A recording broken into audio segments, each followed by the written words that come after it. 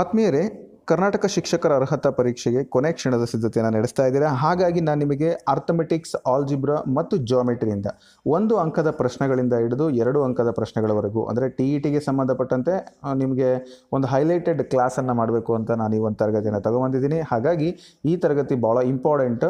1 ಮಾರ್ಕ್ಸಿಂದ ಹಿಡಿದು ಅಂದರೆ ಪೇಪರ್ 1ರಿಂದ ಹಿಡಿದು ಪೇಪರ್ 2ರವರೆಗೂ ಕೂಡ ನಿಮಗೆ ಸಂಪೂರ್ಣ ಮಾರ್ಗದರ್ಶನ ಕೊಡುವಂಥ ಪ್ರಯತ್ನ ಇಲ್ಲಿ ಮಾಡ್ತೀನಿ. ಸೊ ಇದನ್ನು ಕಂಪ್ಲೀಟಾಗಿ ವಾಚ್ ಮಾಡಿ. ನೀವು ಇದರಲ್ಲಿ ಯಾವುದಾದ್ರೂ ಗೊಂದಲ ಇತ್ತು ಅಂದರೆ ನನಗೆ ನಂತರ ನೀವು ಕೇಳಿ ಆ ಒಂದು ಪ್ರಾಬ್ಲಮ್ನ ಬಗೆಹರಿಸ್ಕೊಳ್ಬೋದು. ಸೊ ಈಗ ಈ ತರಗತಿಯನ್ನು ವಾಚ್ ಮಾಡೋಣ ಬನ್ನಿ. 2x² - 8x + 6 ಬಹುಪದೋಕ್ತಿಯ ಮಹತ್ತರ ಘಾತವು ಅಂತ ಕೇಳಿದ್ದಾರೆ. So degree of the equation, ಇದಕ್ಕೆ ಪಾಲಿನಾಮಿಯಲ್ಗೆ ಇರ್ತಕ್ಕಂಥ ಡಿಗ್ರಿ ಯಾವುದು ಅಂತ. ಸೊ ಇಲ್ಲಿ ವೇರಿಯೇಬಲ್ನ ಹುಡುಕ್ರಿ. x ಇದೆ, x² ಇದೆ, x⁴ x⁴ ಇದೆ. ಯಾವ್ದು ದೊಡ್ಡದು ಇದರಲ್ಲಿ? ಸೊ 2 ದೊಡ್ಡದಾಗಿರೋದ್ರಿಂದ ಇದಕ್ಕೆ ಮಹತ್ತರ ಘಾತ 2 ಅಂತ ನೇರವಾಗಿ ಬರೀಬಹುದು. ಹಾಗೇನೆ ಇಲ್ಲಿ 2x⁴ - 3x² + 5x + 6 ಅಂತ ಇದೆ. ಸೊ ಇಲ್ಲಿ ದೊಡ್ಡದು ಯಾವುದು? ವೇರಿಯೇಬಲ್ ಮೊದಲು ನೋಡೋದಾದ್ರೆ ಚರಾಕ್ಷರ x ಇದೆ, ಅದಕ್ಕೆ ಘಾತ 4, 2, 1. ಅದರಲ್ಲಿ 4 ದೊಡ್ಡದಾಗಿರೋದ್ರಿಂದ ನಾವು 4 ಮಹತ್ತರ ಘಾತ ಅಂತ ಹೇಳ್ಬೋದು. ಹಾಗೇನೆ ಇನ್ನೊಂದು ಪ್ರಶ್ನೆಯನ್ನು ಕೊಟ್ಟಿದ್ದಾರೆ. 2x + 3 ಇದರ ಒಂದು ಬಹುಪದೋಕ್ತಿಯ ಮಹತ್ತರ ಘಾತ ಯಾವುದು ಅಂತ. ಸೊ 2x + 3 ಅಂದಾಗ ವೇರಿಯೇಬಲ್ ಯಾವುದು? ಚರಾಕ್ಷರ ಯಾವುದು? x ನ ಘಾತ ಎಷ್ಟಿದೆ? 1. ಬೇರೆ ಎಲ್ಲೂ ಇಲ್ಲ. ಹಾಗಾಗಿ ನೇರವಾಗಿ ಉತ್ತರ 1 ಅಂತ ನೀವು ಬರಿಬಹುದು. ಹಾಗೆ ಮುಂದಿನ ಪ್ರಶ್ನೆಗೆ ಬರ್ತೀನಿ. ಇನ್ನೊಂಥರ ಯಾವುದು ಈ ಒಂದು ಬಹುಪದೋಕ್ತಿಗಳಲ್ಲಿ ಹೇಗೆಲ್ಲ ಪ್ರಶ್ನೆಗಳನ್ನ ಕೇಳಬಹುದು ಅಂತ ನೋಡೋದಾದ್ರೆ, ಸೊ ಈ ರೀತಿ ಇದೆ ಪ್ರಶ್ನೆ. x = -1 ಆದಾಗ p of x = x² - 3x - 4 ಇದರ ಒಂದು ಬೆಲೆ ಏನು ಅಂತ ಕೇಳಿದ್ದಾರೆ. ಸೊ ಇಲ್ಲಿ ಈ ಒಂದು ಪಾಲಿನಾಮಿಯಲ್ ಅನ್ನು ಕೊಟ್ಟಿದ್ದಾರೆ. ಆ ಪಾಲಿನಾಮಿಯಲ್ಗೆ x ಜಾಗದಲ್ಲಿ -1 ಅನ್ನು ನಾವು ಸಬ್ಸ್ಟಿಟ್ಯೂಟ್ ಮಾಡಬೇಕು. ಅದರಿಗೆ ನಮಗೆ ವ್ಯಾಲ್ಯೂ ಸಿಕ್ಕತ್ತೆ. ಆಪ್ಷನ್ಸ್ ಇರ್ತವೆ. ಸೊ ನೀವು ಆಪ್ಷನ್ಸ್ ಬಗ್ಗೆ ತಲೆ ಕೆಡಿಸ್ಕೋಬೇಡಿ. ಉತ್ತರವನ್ನು ಹೇಗೆ ಕಂಡುಹಿಡಿಯೋದು ಅಂತ ನೋಡೋಣ. p of x = x² - 3x - 4. ಓಕೆನಾ? ಸೊ ಇಲ್ಲಿ x² ಅಂದ್ರೆ ನಾವು p of -1 ತಗೊಂಡಿದ್ದೀವಿ. -1² - 3 -1 -4. ನೋಡಿ, ಇಲ್ಲಿ ನಾನು x² ಜಾಗದಲ್ಲಿ -1² ಬರ್ಕೊಂಡಿದ್ದೀನಿ, ಮೈನಸ್ ನಾಗೆ ಬರ್ಕೊಂಡಿದ್ದೀನಿ. 3 × x 3 × -1 -4 ಅಂತ ಇದೆ. ಸೊ ಇಲ್ಲಿ -1 × -1 +1 ಮೈನಸ್ +3 -4. ಈಗ ಏನಾಗುತ್ತೆ ಇದರ ಬೆಲೆ ನೋಡಿ. 3 1 4, 4ರಲ್ಲಿ 4 ಹೋದ್ರೆ 0. ಅಂದ್ರೆ p of -1 = 0 ಬಂತು. ಇದರ ಬೆಲೆ ಎಷ್ಟು ಅಂತ ಕೇಳಿದ್ರೆ 0 ಅಂತ ನೀವು ನೇರವಾಗಿ ಹೇಳ್ಬೋದು. ಅದೇ ತರ ಇನ್ನೊಂದು ಲೆಕ್ಕ ಇದೆ. ಸೊ ನೋಡೋಣ, ಇದನ್ನ ಮಾಡೋಣ. ಇದೇ ತರನ x = 4 ಇದೆ ಆದಾಗ p of x = x² - 3x - 4ರ ಬೆಲೆ ಏನು ಅಂತ ಇದೆ. ಸೊ p of 4 = x² ಅಂದ್ರೆ 4² - 3 × 4 -4. ನೋಡಿ, 4 4 16, 3 4 12 -4. ಇಲ್ಲಿ 16, ಇಲ್ಲಿ ಏನಾಗುತ್ತೆ? 4 2 6 ಅಂದ್ರೆ -16 ಆಗುತ್ತೆ. 16ರಲ್ಲಿ 16 ಹೋದ್ರೆ 0 ಆಗುತ್ತೆ. ಸೊ ಇದರ ಬೆಲೆ ಕೂಡ ಏನಾಯ್ತು? 0 ಬಂತು. ಸೊ ಬರ್ಲಿ, ಏನ್ ಬರುತ್ತೋ ಅದೇ ವ್ಯಾಲ್ಯೂನ ನಾವಿಲ್ಲಿ ಬರಿಬೇಕಾಗತ್ತೆ. ಈಸಿ ಅಲ್ವಾ? ಸೊ ನೆಕ್ಸ್ಟ್ ಅದೇ ತರನೇ ಇನ್ನೊಂದು ಲೆಕ್ಕ ಇದೆ ಇಲ್ಲಿ, ಅದನ್ನು ಕೂಡ ನೋಡಿ. x = 2 ಆದಾಗ p of x = x³ - 2x² - 3x + 5 ಇದರ ಬೆಲೆ ಏನು ಅಂತ. x ಜಾಗದಲ್ಲಿ 2 ಹಾಕಿ, 2ರ ಘಾತ 3 ಮೈನಸ್ 2 × 2ರ ಘಾತ 2 ಮೈನಸ್ 3 × 2 + 5. 2 2 4, 4 2 8 minus 2 4, 4 2 8 minus 3 2 6 plus 5. ನೋಡಿ, 8 8 ಕ್ಯಾನ್ಸಲ್ ಆಯಿತು. 6ರಲ್ಲಿ 1 5 ಹೋದ್ರೆ 1, ದೊಡ್ಡದಕ್ಕೆ ಮೈನಸ್ ಇರೋದ್ರಿಂದ -1. ಹಾಗಾಗಿ ಉತ್ತರ ಎಷ್ಟು ಬಂತು? -1 ಬರುತ್ತೆ. ಸೊ ಗೊತ್ತಾಯ್ತಲ್ಲ ಹೇಗೆ ಅಂತ. ಇದೇ ತರನೇ ನಿಮಗೆ ಬೇರೆ ಬೇರೆ ಲೆಕ್ಕಗಳು ಬರುತ್ತೆ. ಅವನ್ನ ನೀವು ಬಹುಪದೋಕ್ತಿಗಳು ಪಾಠದಿಂದ ಸಾಲ್ವ್ ಮಾಡಬೇಕಾಗುತ್ತೆ. ಸೊ ಬಹಳ ಮುಖ್ಯವಾಗಿ ಗಮನಿಸಬೇಕಾಗಿರೋದು ಓನ್ಲಿ ಟೈಮ್, ಅಂದ್ರೆ ಸಮಯನ ಉಳಿಸಬೇಕು ನಾವು. ಆ ಸಮಯದಲ್ಲಿ ಎಲ್ಲಾ ಸಬ್ಜೆಕ್ಟ್ಗಳನ್ನು ಕೂಡ ಅಟೆಂಡ್ ಮಾಡಬೇಕಾಗುತ್ತೆ. TET ಅವರಿಗೆ, ಇನ್ನು SSLC ವಿದ್ಯಾರ್ಥಿಗಳಿಗೂ ಅಷ್ಟೇ. ನೀವು ಮುಂದಿನ ಲೆಕ್ಕಗಳನ್ನು ಬಿಡಿಸಬೇಕಾದ್ರೆ ವೇಗವಾಗಿ ಅರ್ಥವನ್ನ ಮಾಡ್ಕೋಬೇಕಾಗುತ್ತೆ. ಹಾಗೆ f of x = 4x² - 12x + 9 ಈ ಬಹುಪದೋಕ್ತಿಯ ಶೂನ್ಯತೆಗಳು ಅಂತ ಕೇಳಿದ್ದಾರೆ. ಅಂದ್ರೆ ಶೂನ್ಯತೆಗಳು ಏನು, ಅದರ ಒಂದು ಮೂಲಗಳು, ಶೂನ್ಯತೆಗಳು ಅಥವಾ ಮೂಲಗಳು ಅಂತ ಕರೀತಾರೆ. ಅದರ ವ್ಯಾಲ್ಯೂಸ್ ಅನ್ನ ಕಂಡುಹಿಡಿಬೇಕು ನೀವು. ಸೊ ಯಾವ ರೀತಿಯಾಗಿ ಕಂಡುಹಿಡಿತೀರಾ ಅದು ನಿಮಗೆ ಬಿಟ್ಟಿದ್ದು. -b + r - √b² - 4ac ಅದು /2a ಆ ಸೂತ್ರವನ್ನು ಹಾಕಿ ಆದರೂ ಮಾಡಬಹುದು, ಅಥವಾ ನೇರವಾಗಿ ನೀವು ಈ ಒಂದು ಪದವನ್ನು ಗುಣಿಸಿ ಆದರೂ ಮಾಡಬಹುದು. ಅಂದ್ರೆ 4x² - 12x + 9 ಹೌದಲ್ಲ ಈಕ್ವಲ್ಸ್ 0 ಅಂತ ತಗೊಳ್ಳೋದು. ಇದನ್ನ ಗುಣಿಸೋದು ಇವೆರಡು. 9 4 36 x² ಆಗುತ್ತೆ. ಇದನ್ನ ನೋಡಿ 6 36 ಮೈನಸ್ ಇಂಟು ಮೈನಸ್ ಪ್ಲಸ್ ಆಗುತ್ತೆ. ಓಕೆನಾ? ಈ ಮೈನಸ್ ಕೂಡಿದ್ರೆ -12 ಆಗುತ್ತೆ. ಇದ್ರ ಬದಲು ನಾನು ಇವನ್ನೆರಡು ಬರಿತೀನಿ. 4x² - 6x - 6x + 9 = 0. ಇವೆರಡರಲ್ಲಿ 6x common ತೆಗೆದ್ರೆ 2x ಕಾಮನ್ ತೆಗೆದ್ರೆ 2 x ಉಳಿತು, -2 3 1x ಉಳಿತು.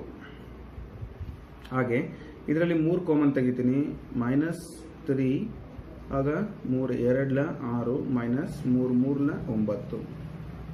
ಸೊ ಇಲ್ಲಿ x ಇಲ್ಲ, ಯಾಕಂದ್ರೆ ಒಂದು ಹೊರಗಡೆ ಹೋಗಿದೆ ಅದು. ಸೊ ಹಾಗಾಗಿ 2x - 3 ಒಂದು, ಇನ್ನೊಂದು 2x - 3 ಆಯಿತು. ನೋಡಿ ಎರಡು ಕೂಡ ಸೇಮ್ ಬಂತು. That is equal to 0.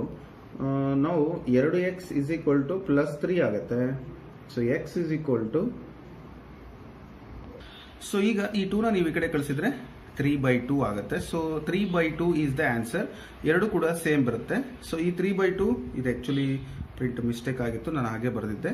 Option A ನಲ್ಲಿ ನಿಮಗೆ ಸಿಗುತ್ತೆ 3/2 ಆ್ಯಂಡ್ 3/2 ಅಂತ. ಅಂದರೆ ನಾವಿಲ್ಲಿ 2x - 3 = 0, 2x +3, x = 3/2 ಅಂತ ಬರಿತೀವಿ. ಸೊ ಗೊತ್ತಾಯ್ತಲ್ಲ, ತುಂಬಾ ಸಿಂಪಲ್, ಈಸಿ ಲೆಕ್ಕ ಕೂಡ. ಹಾಗೆ ಮುಂದಿನ ಲೆಕ್ಕ ನೋಡೋಣ.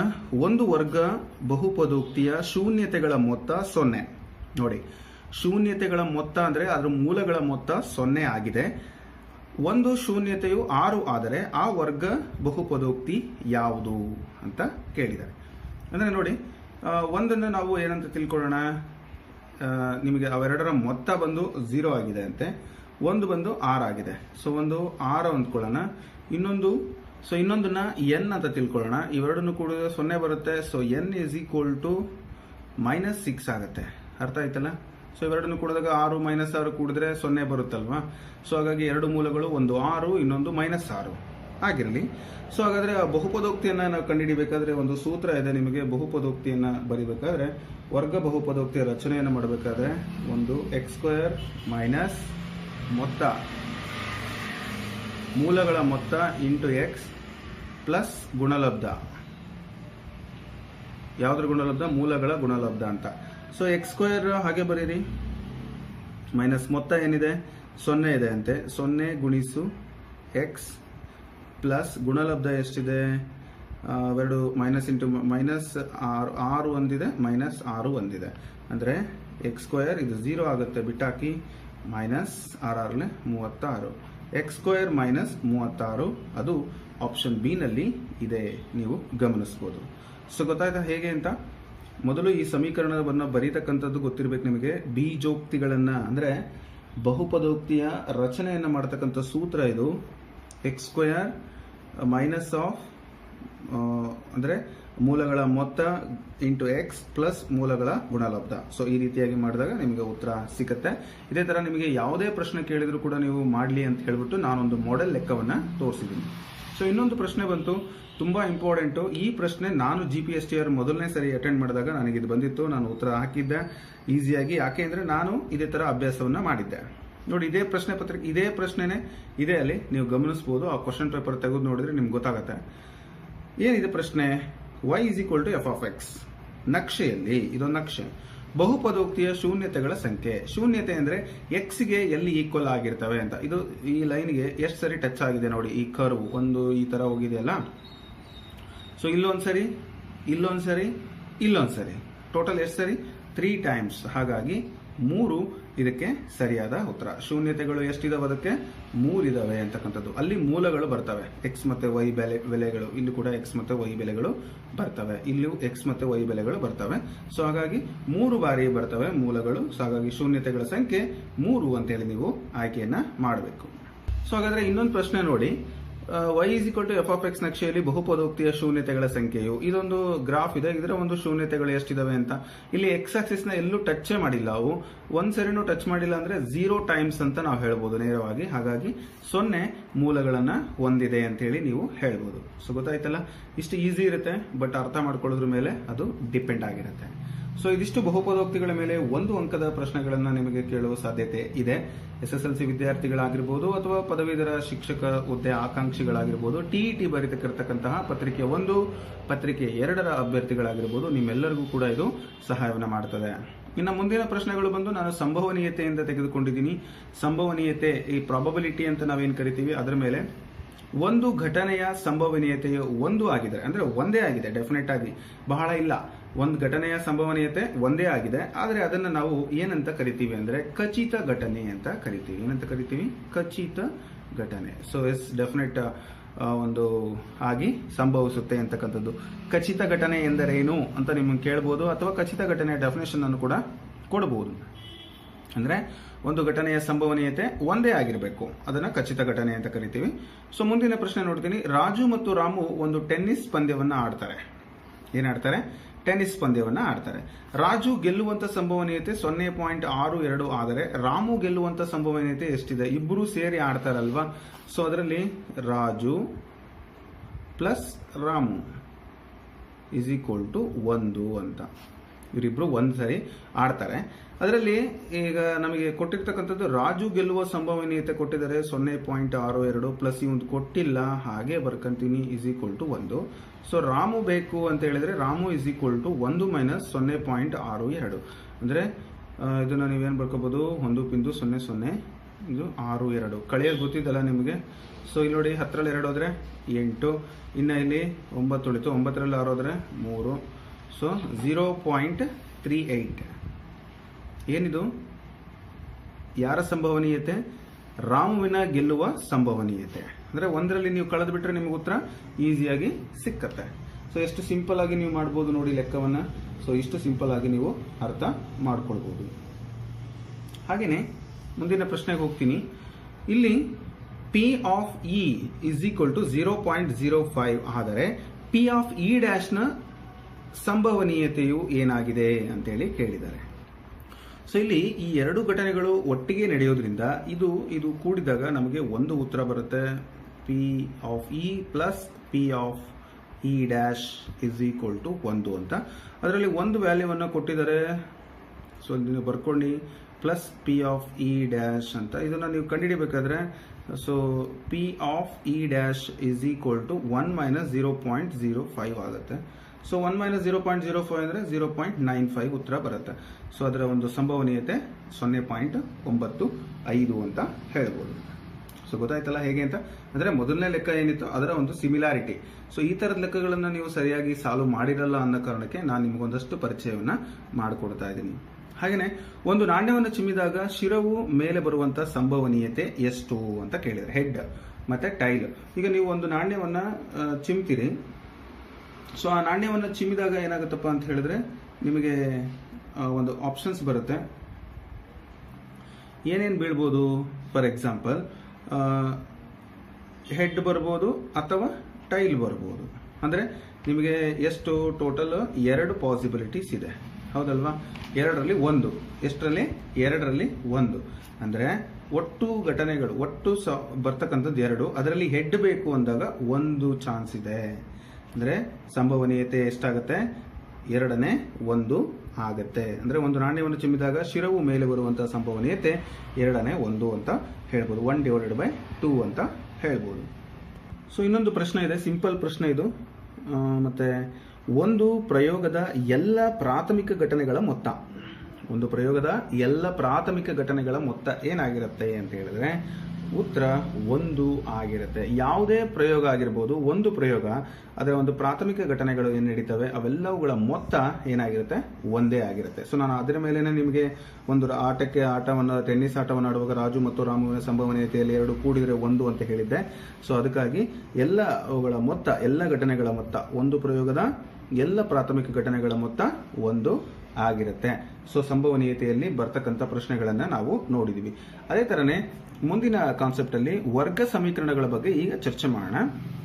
ಸೊ ಈ ಒಂದು ವರ್ಗ ಸಮೀಕರಣಗಳ ಮೇಲೆ ಬರ್ತಕ್ಕಂಥ ಪ್ರಶ್ನೆಗಳು ಯಾವಿದಾವೆ ನೋಡೋಣ.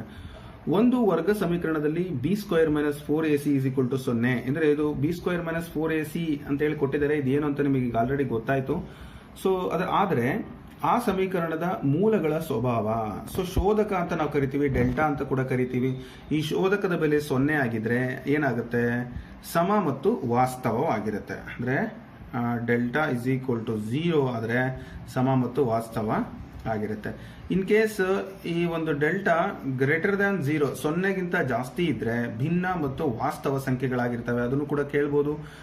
-1 ಆದ್ರೆ ಅಥವಾ +1 ಆದ್ರೆ ಅಥವಾ 5 ಆದ್ರೆ 6 ಆದ್ರೆ ಏನೋ ಒಂದು ಕೊಟ್ಟಿರ್ತಾರೆ, 0 ಅಲ್ಲ ಅಂತ. ಇನ್ನು 0ಗಿಂತ ಕಡಿಮೆ ಇದ್ರೆ, ಸೊ 0ಗಿಂತನೂ ಕಡಿಮೆ ಇದ್ರೆ ಅದನ್ನ ವಾಸ್ತವ ಮೂಲಗಳಲ್ಲ ಅಂತ ಹೇಳ್ಬೋದು, ಅಥವಾ ಊಹಾ ಮೂಲಗಳು ಅಂತ ಕೂಡ ಕರಿತೀವಿ, ಇಮ್ಯಾಜಿನರಿ ನಂಬರ್ಸ್ ಅಂತ ನಾವು ಹೇಳ್ಬೋದು. ಸೊ ಗೊತ್ತಾಯ್ತಲ್ಲ, ಇದಿಷ್ಟು ಮೂಲಗಳ ಸ್ವಭಾವದ ಮೇಲೆ. ನಾನು ಇದ್ರ ಬಗ್ಗೆ ಆಲ್ರೆಡಿ ನಿಮಗೆ ವಿಡಿಯೋ ಕ್ಲಾಸ್ಗಳಲ್ಲಿ ತಿಳಿಸಿರ್ತೀನಿ. ಹಿಂದಿನ ವಿಡಿಯೋಗಳನ್ನು ನೋಡಿದ್ರೆ ನಿಮಗೊಂದು ಐಡಿಯಾ ಬರುತ್ತೆ. ಸೊ ಆದಾಗ್ಯೂ ಒಂದ್ಸರಿ ನಿಮಗೆ ಗೊತ್ತಿರಲಿ ಅಂತ ಹೇಳ್ಬಿಟ್ಟು ನಾನು ಮಾಹಿತಿಯನ್ನು ಕೊಟ್ಟಿದ್ದೀನಿ. ಸೊ ಅಕಸ್ಮಾತ್ ಮೂಲಗಳ ಸ್ವರೂಪ ಹೇಳಿ ಎಂದಾಗ ನೀವು ಈ ಸೂತ್ರ ಹಾಕೋಬೇಕು. b² - 4ac = 0 ಅಂತ ಹಾಕಿ ಬಿ ವ್ಯಾಲ್ಯೂ ಮತ್ತೆ ಎ ವ್ಯಾಲ್ಯೂ ಸಿ ವ್ಯಾಲ್ಯೂನ ಸಬ್ಸ್ಟಿಟ್ಯೂಟ್ ಮಾಡಿ ಕಂಡಿಡಿದ್ರೆ ನಿಮಗೆ ಉತ್ತರ ಸಿಕ್ಕತ್ತೆ, ಈಸಿಯಾಗಿ ಬರುತ್ತೆ. ಗೊತ್ತಾಯ್ತಲ್ಲ. ಸೊ ಮುಂದಿನ ಲೆಕ್ಕಕ್ಕೆ ಹೋಗ್ತೀನಿ. ಸೊ ಪ್ರಶ್ನೆ, px² + qx - r = 0 ಈ ವರ್ಗ ಸಮೀಕರಣದ ಶೋಧಕವು ಅಂತ ಕೇಳಿದ್ದಾರೆ. ಸೊ ಶೋಧಕ ಅಂತ ನಾನು ಆಗ್ಲೇ ಹೇಳಿದೆ ನಿಮಗೆ. ಏನು ಶೋಧಕ ಅಂದ್ರೆ, ಸೊ ಇಲ್ಲಿ ಇವಾಗಿನ ನೋಡಿದ್ವಿ ಈ b² - 4ac ಅಂತ. ಸೊ ಇಲ್ಲಿ ಬರ್ಕೊಳ್ಳಿ, ಈ ಸಮೀಕರಣದಲ್ಲಿ ಎ ವ್ಯಾಲ್ಯೂ ಏನಾಗುತ್ತೆ, p ಆಗುತ್ತೆ, ಬಿ ವ್ಯಾಲ್ಯೂ q ಆಗುತ್ತೆ, ಹೌದಲ್ಲ. ax² + bx + c = 0 ಆ ಥರ ಬರ್ಕೊಂಡಾಗ ನಾನು ಜಾಗ ಕಡಿಮೆ ಬಿಟ್ಟಿರೋದ್ರಿಂದ ನಿಮಗೆ ನೇರವಾಗಿ ಹೇಳ್ತಾ ಇದ್ದೀನಿ. ಇನ್ನು c = -r ಆಗುತ್ತೆ, ಹೌದಲ್ವಾ. ಸೊ ಈಗ ಇವೆರಡು ವ್ಯಾಲ್ಯೂ ಗೊತ್ತಾಯ್ತು. ಶೋಧಕ ಏನ್ ಹೇಳುತ್ತೆ, ಶೋಧಕ b² - 4ac. b² ಅಂದ್ರೆ ಏನು, q². ನೀವು ಹೇಳಬೇಕು ನನ್ನ ಜೊತೆಗೆ. -4 × a ಅಂದ್ರೆ p, c ಅಂದ್ರೆ -r ಅಂದ್ರೆ q² -4pr ಆಗುತ್ತೆ. ಸೊ ಅಂದ್ರೆ ಇದು ನೋಡಿರ್ಬೋದು, ಇದನ್ನೇ ಶೋಧಕ ಅಂತ ನಾವು ಕರಿತೀವಿ. ಈ ಶೋಧಕ ಆಯ್ಕೆ 1ರಲ್ಲೇ ಇದೆ, ಅದು ಸರಿಯಾದ ಉತ್ತರ ಆಗುತ್ತೆ. ಸೊ ಅದೇ ತರನೇ ಮತ್ತೊಂದು ಲೆಕ್ಕವನ್ನು ನೋಡೋಣ. x² + 7x - 12 = 0 ಇದೊಂದು ಸಮೀಕರಣ. ಈ ವರ್ಗ ಸಮೀಕರಣದ ಮೂಲಗಳು ಅಂತ ಕೊಟ್ಟಿದ್ದಾರೆ. ಸೊ ನೀವು ಯಾವುದೇ ಮೆಥಡ್ ಅನ್ನ ಹಾಕಿ ಮಾಡಬಹುದು. ನಾನು ಆಗ್ಲೇ ಹೇಳ್ದಂಗೆ ಮೂಲಗಳನ್ನ ನೀವು ಕಂಡುಹಿಡಿಯಿರಿ. ಸೊ ಹೇಗೆ ಕಂಡುಹಿಡಿತೀರಾ ಅದು ನಿಮಗೆ ಬಿಟ್ಟಿದ್ದು. ಸೊ ನಾನೊಂದು ವಿಧಾನವನ್ನು ತೋರಿಸಿ ನಿಮಗೆ ಹೇಳ್ಕೊಡ್ತೀನಿ. ಸೊ ಈ ಮೂಲಗಳನ್ನ ಕಂಡುಹಿಡಿಬೇಕಾದ್ರೆ x² + 7x + 12 = 0 ಇವೆರಡನ್ನ ಗುಣಿಸ್ತೀನಿ. ಆವಾಗ ಅದು 12x² ಆಯ್ತು. ಅದಕ್ಕೆ ಏನಾಯ್ತು, 12x² ಅಂದ್ರೆ ನೋಡಿ 6 2 12 ಅಂತ ಬರೆದ್ರೆ 6ರಲ್ಲಿ 2 ಕಳೆದ್ರೆ 4 ಬರುತ್ತೆ, 6 2 ಕೂಡಿದ್ರೆ 8 ಬರುತ್ತೆ. ಬಟ್ ನನಗೆ 7 ಬರಬೇಕು. ಹಾಗಾಗಿ ನಾನೇನ್ ಮಾಡ್ತೀನಿ, 4 3 12 ಅಂತ ಬರ್ಕೊಳ್ತೀನಿ. ಓಕೆನಾ. ಸೊ 4 3 ಕೂಡಿದ್ರೆ 7 ಆಗುತ್ತೆ. ಅದಕ್ಕಾಗಿ x² + 4x + 3x + 12 = 0. ನೋಡಿ ಇವೆರಡರಲ್ಲಿ ನಾನೇನ್ ಮಾಡ್ತಾ ಇದ್ದೀನಿ, x ಕಾಮನ್ ತೆಗಿತೀನಿ, x - x + 4 ಉಳಿತು, ಪ್ಲಸ್ 3 ಕಾಮನ್ ತೆಗೆದ್ರೆ x + 4 ಉಳಿತು = 0. ಮತ್ತೊಂದ್ಸರಿ x + 4 ಆಗೆ ಬರೋದು, x + 3 = 0. x + 4 = 0, x + 3 = 0, x -3, ಇಲ್ಲಿ x -4. ನೋಡಿ ಏನಾಯ್ತು, -4 -3 ಬಂತು. ಯಾಕಂದ್ರೆ ಆಚೆ ಕಡೆ ಕಳಿಸಿದಾಗ ಅವೆರಡು ವ್ಯಾಲ್ಯೂ ಎಲ್ಲವೂ ನೆಗೆಟಿವ್ ಆದವು. ಸೊ ಈ ಆಪ್ಷನ್ ಎಲ್ಲಿದೆ, ಡಿ ನಲ್ಲಿದೆ. ಸೊ ಅದೇ ಸರಿಯಾದ ಉತ್ತರ ಆಗುತ್ತೆ. ಸೊ ನೀವು ಯಾವುದೇ ಮೆಥಡ್ ಅಲ್ಲಿ ನಿಮಗೆ ಬೇಕಾಗಿರೋ ಮೆಥಡ್ ಅನ್ನ ಯೂಸ್ ಮಾಡಬಹುದು. ಇನ್ನೊಂದಿದೆ, x = -b ± √, B square minus 4ac by 2a ಅಂತ. ಸೊ ಇದಕ್ಕೂ ಕೂಡ ನೀವು ಅಪ್ಲೈ ಮಾಡಿದ್ರೆ ನಿಮ್ಗೆ ಉತ್ತರ ಸಿಕ್ಕುತ್ತೆ. ಅದರಲ್ಲೂ ಕೂಡ ನೀವು ಪ್ರಾಕ್ಟೀಸ್ ಮಾಡಿ ನೋಡ್ಬೋದು. ಓಕೆನಾ? ಸೊ ಮುಂದಿನ ಲೆಕ್ಕ ಇದೆ ಈ ಥರ. ಒಂದು ವರ್ಗ ಸಮೀಕರಣದ ಶೋಧಕ 0 ಆದರೆ kx into x minus 2 plus 6 is equal to 0 ಆದರೆ k ನ ಬೆಲೆ ಏನು ಅಂತ ಕೇಳಿದ್ದಾರೆ. ಸೊ ಇದೊಂದು ಈಕ್ವೇಶನ್ ಕೊಟ್ಟಿದ್ದಾರೆ, ಇದನ್ನ ನಾವು ಬರ್ಕೊಳ್ಳೋಣ. ಶೋಧಕ 0 ಅಂತ ಕೊಟ್ಬಿಟ್ಟಿದ್ದಾರೆ, ಅದಕ್ಕೆ ವ್ಯಾಲ್ಯೂವನ್ನು ಕಂಡುಹಿಡಿಯಿರಿ. ಮೊದಲು k into X X square minus 2kx ಆಗುತ್ತೆ ಪ್ಲಸ್ 6 ಇಸ್ ಈಕ್ವಲ್ ಟು 0. ಹೌದಾ? ಸೊ ಇದಿಷ್ಟು ಬಂತು, ಒಂದು ಈಕ್ವೇಶನ್ ಬಂತು. ಎ ವ್ಯಾಲ್ಯೂ ಏನಾಗುತ್ತೆ? k ಆಗುತ್ತೆ. ಬಿ ವ್ಯಾಲ್ಯೂ 2k ಆಗುತ್ತೆ. ಸಿ ವ್ಯಾಲ್ಯೂ 6 ಆಗುತ್ತೆ. ನೋಡಿ, A value, B value, C value ಅಂತ. ನಮಗೀಗ ಶೋಧಕ ಬೇಕು. ಶೋಧಕ ಅಂದ್ರೇನು ಬರ್ಕೊಳ್ಳಿ. ಶೋಧಕ ಏನದು? ಬಿ ಸ್ಕ್ವೇರ್ ಮೈನಸ್ 4ac ಅಲ್ವಾ? ಶೋಧಕ ಅಂದ್ರೇನು? B square minus 4ac. B square ಅಂದ್ರೆ minus 2k whole square minus 4a ಅಂದ್ರೆ k, ಸಿ ಅಂದ್ರೆ 6. ನೋಡಿ, ಈಗ ಏನಾಗುತ್ತಿದ್ದು? 2k ಇದನ್ನ ಮಾಡಿ, 2 2 4 ಪ್ಲಸ್ ಆಗುತ್ತೆ k ಸ್ಕ್ವೇರ್ ಮೈನಸ್ 6 24k. ಇದರ ಬೆಲೆ ಏನಾಗಿತ್ತಂತೆ? 0 ಆಗಿದೆ ಅಂತ ಹೇಳಿದ್ರು ಅವರು. ಸೊ ಬರ್ಕೊಳ್ಳೋಣ. That is equal to 0, equated to 0 ಆಗುತ್ತೆ. ಸೊ ಇದನ್ನ ನಾನು ಇದರಲ್ಲಿ ಇವೆರಡರಲ್ಲೂ ಕೂಡ 4k ಅನ್ನ ಕಾಮನ್ ತೆಗಿತಾ ಇದ್ದೀನಿ. ಅಲ್ಲಿಗೆ 1k ಮಾತ್ರ ಇಲ್ಲಿ ಉಳಿತು. ಮೈನಸ್ 4 6 24, 6 ಮಾತ್ರ ಉಳಿತು, is equal to 0. So 4k is equal to 0, k minus 6 is equal to 0, k is equal to 6 ಆಗುತ್ತೆ ಇಲ್ಲಿ. ಸೊ ಇಲ್ಲಿ k ಇಸ್ ಈಕ್ವಲ್ ಟು 0/4 ಅಂದ್ರೆ 0ನೇ ಆಗುತ್ತೆ. ಸೊ ನಾವಿಲ್ಲಿ k ವ್ಯಾಲ್ಯೂನ 0 ಹಾಕಿದ್ರೆ ಈ ಈಕ್ವೇಶನ್ ಸಾಲ್ವ್ ಆಗಲ್ಲ, ಯಾಕಂದ್ರೆ 0 ಆಗ್ಬಿಡುತ್ತೆ, ಪ್ಲಸ್ 6 ಮಾತ್ರ ಬರುತ್ತೆ. ಸೊ ಹಾಗಾಗಿ ಇದನ್ನು ನೆಗ್ಲೆಕ್ಟ್ ಮಾಡಿ, ಇನ್ನು 6 ಮಾತ್ರ ಇದೆ, ಅದನ್ನು ನೀವು ತಗೊಳ್ಬೇಕು. So 6 is the answer for this question. ಗೊತ್ತಾಯ್ತಾ? ಮೊದಲು ನಾನು ಏನು ಮಾಡಿದೆ, ನಂತರ ಏನಾಯಿತು ಅಂತ ಹೇಳ್ಬಿಟ್ಟು ನೀವು ಯೋಚನೆ ಮಾಡಬೇಕಾಗುತ್ತೆ. ಒಂದು ವರ್ಗ ಸಮೀಕರಣದ ಶೋಧಕ 0 ಆದರೆ ಅಲ್ಲಿ ಕೊಟ್ಟಿರ್ತಕ್ಕಂಥ ಈ ಕ್ವಶನ್ ಅಲ್ಲಿ k ನ ಬೆಲೆಯನ್ನು ಕಂಡುಹಿಡಿಯಿರಿ ಅಂತ ಕೊಟ್ಟಿದ್ದಾರೆ. ಸೊ ನಾನು k ನ ಬೆಲೆಯನ್ನು ಕಂಡುಹಿಡಿದೀನಿ, ಯಾವ ತರ ಅಂತ ನೀವು ಅರ್ಥ ಮಾಡ್ಕೊಳ್ಬಹುದು. ಸೊ ನೆಕ್ಸ್ಟ್ ಕ್ವಶನ್ ಒಂದು ತುಂಬಾ ಸಿಂಪಲ್, ಇದು 1 ಅಂಕದ ಪ್ರಶ್ನೆ. 800 ಸೆಂಟಿಮೀಟರ್ ಸ್ಕ್ವೇರ್ ವಿಸ್ತೀರ್ಣವಿರುವ ಆಯತಾಕಾರದ ಉದ್ಯಾನವೊಂದರ ಉದ್ದವು ಅದರ 2ರಷ್ಟಿದೆ. ಪ್ರಶ್ನೆ, ಆಯತಾಕಾರ ಉದ್ಯಾನವೊಂದರ ಉದ್ದವು ಅದರ ಅಗಲದ 2ರಷ್ಟಿದೆ ಅಂತ ಇರಬೇಕಿತ್ತು. ಇದು ಕ್ವಶನ್ ನಾನು ಸ್ವಲ್ಪ ಮಿಸ್ಟೇಕ್ ಮಾಡಿದ್ದೀನಿ. ನಾನು ಅಗಲದ 2ರಷ್ಟಿದೆ. ಓಕೆನಾ? ಅಗಲನ ನಾನು ಏನು ಅಂದ್ಕೊಳ್ತೀನಿ? x ಅಂತ ತಗೊಳ್ತೀನಿ. ಸಮೀಕರಣ ರೂಪದಲ್ಲಿ ಬರೀರಿ ಅಂತ ಅಷ್ಟೇ ಕ್ವಶನ್ ಇರೋದಿದು. ಅಗಲವನ್ನ ಅಗಲ x ಆದರೆ ಉದ್ದ ಏನಾಗುತ್ತೆ? 2x ಆಗುತ್ತೆ, 2ರಷ್ಟಾಗುತ್ತೆ. ಹಾಗಾದ್ರೆ ವಿಸ್ತೀರ್ಣ ಹೇಳ್ಬೇಕಂದ್ರೆ x ಉದ್ದ ಇಂಟು ಅಗಲ, x into 2x is equal to 800. So ಇವೆಲ್ಲ ಮಲ್ಟಿಪ್ಲೈ ಮಾಡಿ, ಹಾಗೇನಾಗುತ್ತೆ? 2x square is equal to 800 ಆಗುತ್ತೆ. ಸೊ ಇದು ಆ ಒಂದು ಈಕ್ವೇಶನ್. ಅಥವಾ ನೀವು ಈ ಕಡೆ ಶಿಫ್ಟ್ ಮಾಡ್ಕೊಳ್ಳಿ, 2x square minus 800 is equal to 0. ಇದು ಕೂಡ ಆಗ್ಬೋದು. ನಿಮ್ಗೆ ಯಾವುದು ಆಪ್ಷನ್ಸ್ ಅಲ್ಲಿ ಇರುತ್ತೋ ಅದು ಸರಿಯಾದ ಉತ್ತರ ಆಗುತ್ತೆ. ಗೊತ್ತಾಯ್ತಲ್ಲ? ತುಂಬಾ ಸಿಂಪಲ್ ಆಗಿ ಈ ತರದ ಒಂದು ಪ್ರಶ್ನೆನ ನಿಮಗೆ ಪರೀಕ್ಷೆಯಲ್ಲಿ ಕೊಡ್ತಾರೆ, ಅದನ್ನ ನೀವು ಆಯ್ಕೆ ಮಾಡ್ಕೊಳ್ಬೇಕಾಗತ್ತೆ ಯಾವ ಉತ್ತರ ಸರಿ ಅಂತ ಹೇಳ್ಬಿಟ್ಟು. ಹಾಗೆ ಮುಂದಿನ ಲೆಕ್ಕಕ್ಕೆ ಹೋಗ್ತೀನಿ.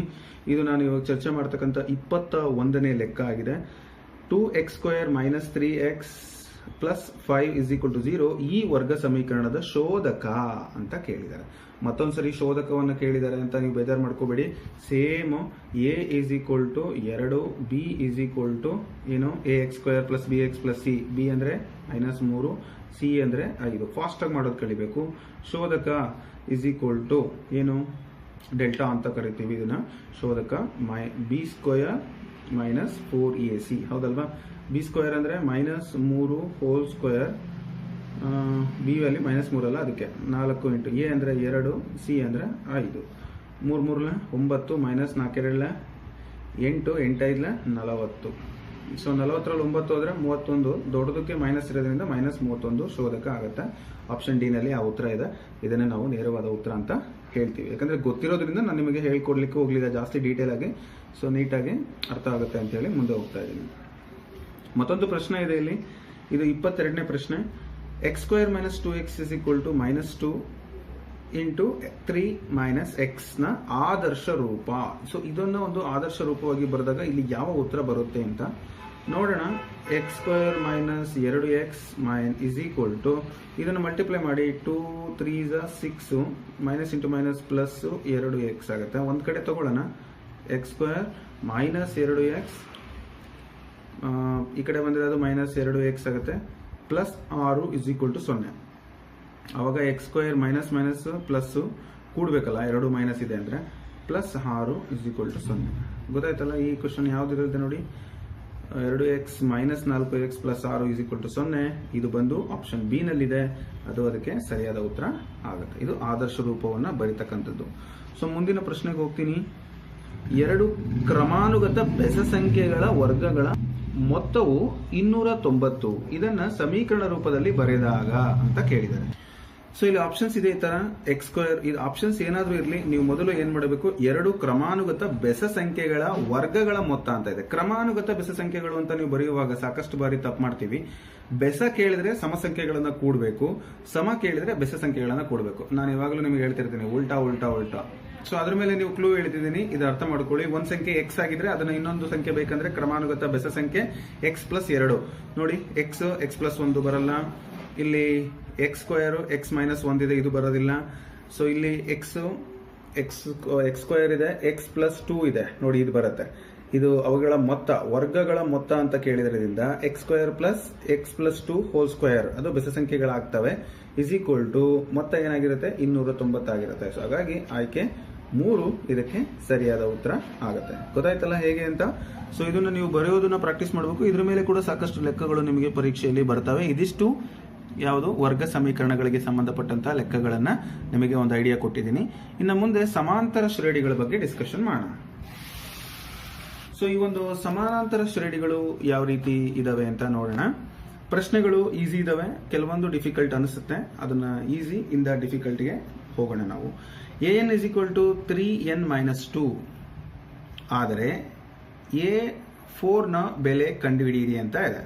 ಸೊ an ಬೆಲೆ ಕೊಟ್ಟಿದ್ದಾರೆ. ಇನ್ನು n ಜಾಗದಲ್ಲಿ 4 ಹಾಕಿದ್ರೆ ನಿಮ್ಗೆ ಉತ್ತರ ಸಿಗುತ್ತೆ. a4 is equal to 3 into 4 minus 2, 3 4 12 minus 2 10 ಉತ್ತರ ಬಂತು. ಅದು ಬಂದು ಆಪ್ಷನ್ ಸಿ ನಲ್ಲಿ ಇದೆ. ಓಕೆ, ಅದೇ ತರನೇ ಇನ್ನೊಂದು ಲೆಕ್ಕ ಇದೆ. a3 ಅನ್ನ ಕಂಡುಹಿಡಿಬೇಕು. a3 is equal to 2n square minus 2 ಅಂತ ಇದೆ. 2 n ಜಾಗದಲ್ಲಿ 3 ಹಾಕಿ ಸ್ಕ್ವೇರ್ ಮೈನಸ್ 2, ಅವಾಗ 2 3 9 ಮೈನಸ್ 2 9 18ರಲ್ಲಿ 2 ಹೋದ್ರೆ 16. ಆಯ್ಕೆ ಡಿ ನಲ್ಲಿ ಆ ಉತ್ತರ ಇದೆ. ಸೊ ಗೊತ್ತಾಯ್ತಲ್ಲ ಎಷ್ಟು ಈಸಿಯಾಗಿ ನೀವು ಲೆಕ್ಕವನ್ನು ಸಾಲ್ವ್ ಮಾಡಬಹುದು. ಹಾಗೆ ಮುಂದಿನ ಲೆಕ್ಕ 3 1 ಮೈನಸ್ 1 3 ಸಮಾಂತರ ಶ್ರೇಣಿಯ ಸಾಮಾನ್ಯ ವ್ಯತ್ಯಾಸ ಏನಾಗಿದೆ ಅಂತ ಕೇಳಿದರೆ. ಸೊ ಸಮಾಂತರ ಶ್ರೇಣಿಯ ಸಾಮಾನ್ಯ ವ್ಯತ್ಯಾಸವನ್ನು ಕಂಡುಹಿಡಿಯಬೇಕಾದ್ರೆ ಏನ್ ಮಾಡಬೇಕು, A to D is equal to difference is equal to a2 minus a1 ಅಂತ. a2 ಏನಾಗಿದೆ, ಇದು a1 a2 a3 a4 ಅಲ್ವಾ.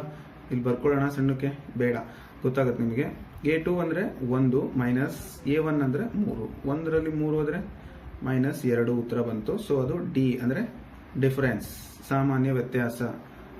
ಆಯ್ಕೆ ಬಿ ನಲ್ಲಿ ಇದೆ, ಅದು ಸರಿಯಾದ ಉತ್ತರ. ಗೊತ್ತಾಯ್ತಲ್ಲ? a2 ಮೈನಸ್ a1 ಅಥವಾ a3 ಮೈನಸ್ a2 ಯಾವುದಾದ್ರೂ ಆಗಿರಬಹುದು. ಸೊ ನೆಕ್ಸ್ಟ್ ಕ್ವಶನ್,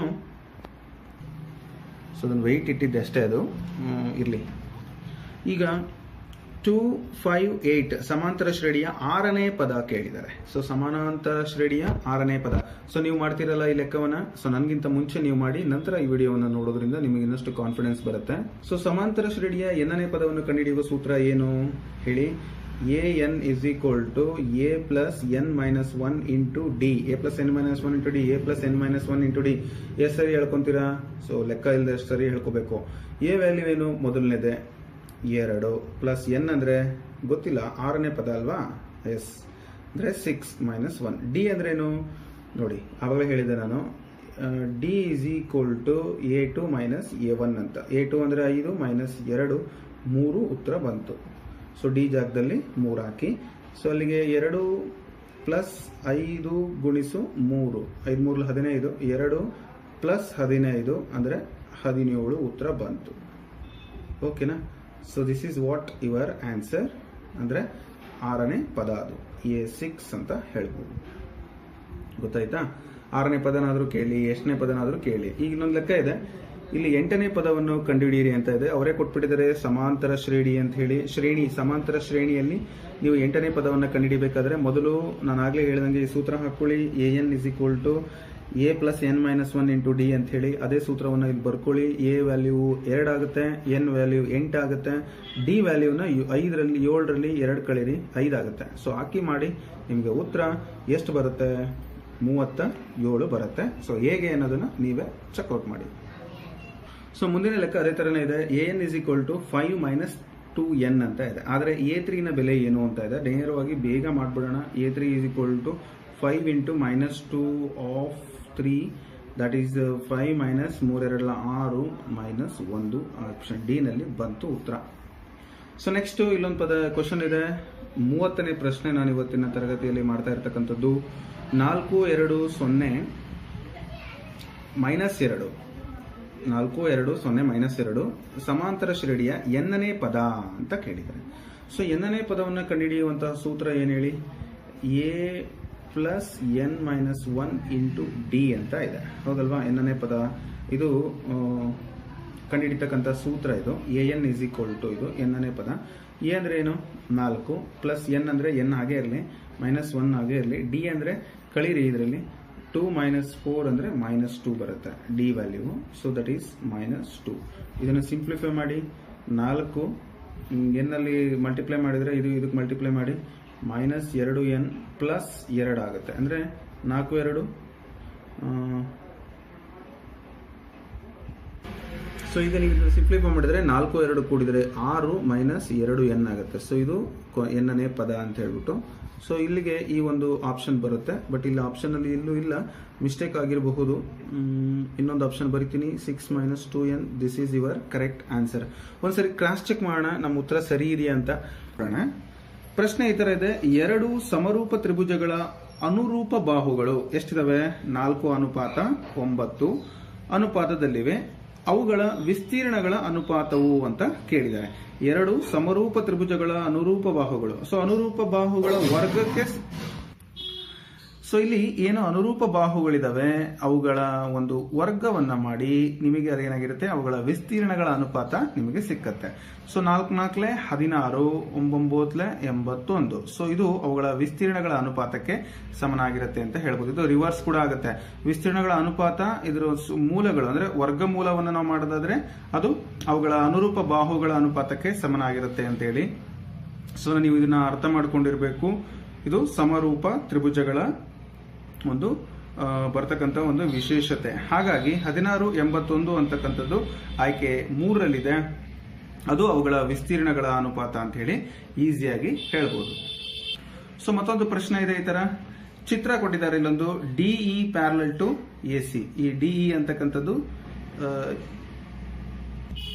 ಸೊ ಇದು BC, ಅದು AC ಅಲ್ಲ, ಮಿಸ್ಟೇಕ್ ಆಗಿ ಬರ್ದಿದ್ದೀನಿ. ಓಕೆ, DE = BC ಅಂದ್ರೆ ಒಂದು ಬಾಹು, ತ್ರಿಭುಜದಲ್ಲಿ ಇರತಕ್ಕಂಥ 3 ಬಾಹುಗಳಿಗೆ ಒಂದು ಬಾಹು ಸಮಾನಾಂತರವಾಗಿ ಅಂದ್ರೆ ಬೇಸಿಗೆ ಸಮಾನಾಂತರವಾಗಿ ಒಂದು ರೇಖೆಯನ್ನು ಹೇಳಿದರೆ ತೇಲ್ಸನ ಪ್ರಮೇಯ ನಿಮಗೆಲ್ಲ ಗೊತ್ತಿದೆ, ಅದನ್ನ ಬಳಕೆ ಮಾಡಬೇಕು. AD ಕೊಟ್ಟಿದ್ದಾರೆ.